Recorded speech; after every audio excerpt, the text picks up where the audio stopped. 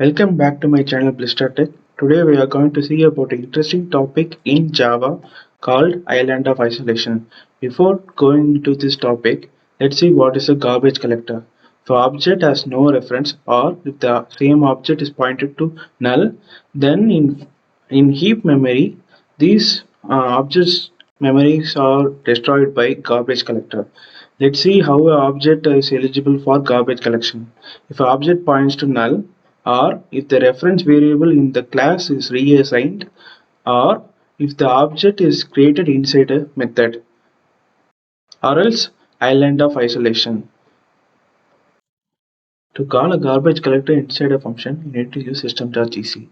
Let's see what happens when an object points to null.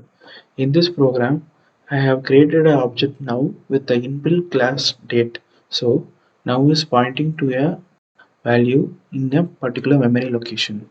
Then in the third step, I am pointing now equal to null.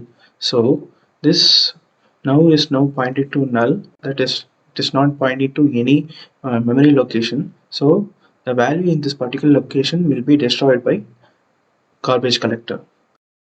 Let's see what happened when we reassign a reference variable. Here I created a string buffer object s1 with the value hello. Similarly, s2 with the value goodbye. So s1 is pointing to the memory location with the value hello. Similarly, s2 is pointing to the memory location with the value goodbye. Here in the first step, I am pointing s1 to s2. So this s1, which is before pointing to hello, is now pointing to goodbye. So this memory location which has the value hello is not referenced by any object. So this memory location is destroyed by garbage collector. Let's see what happens if an object is created inside a method. Here with the class hello world, I have created an object obj which has the lifetime of the whole program. Similarly, after I call the test function with the object obj, here I created another object today with the same class. So at this time, the today object will be created and a particular memory location will be referenced by it. Once after this function ends, once after this function scope ends here, this particular memory location has no reference in the program. So this memory location will be destroyed by garbage collector. Let's see what is island of isolation.